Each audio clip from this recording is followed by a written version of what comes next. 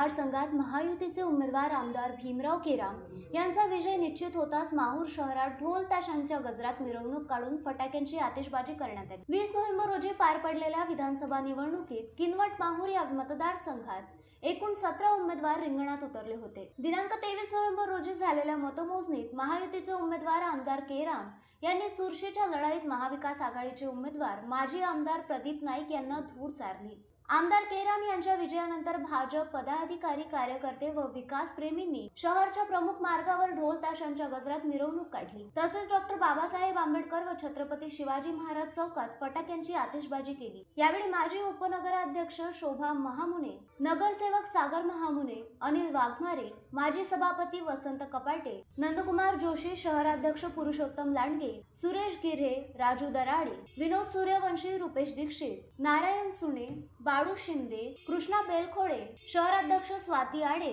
निर्मला जोशी, पद्मा गिरे, उर्मिला बनसोड, अर्चना दराडे, विजय आराध्य, राहुल आराध्य यांच्यासह शेकडोंची उपस्थिती होती। माहूर शहरातील चौकात फटाक्यांची आतिषबाजी झाल्याने दिवाळीची आठवण ताजी झाली। Shankar Bhalerao, the sting operation news, Mahur.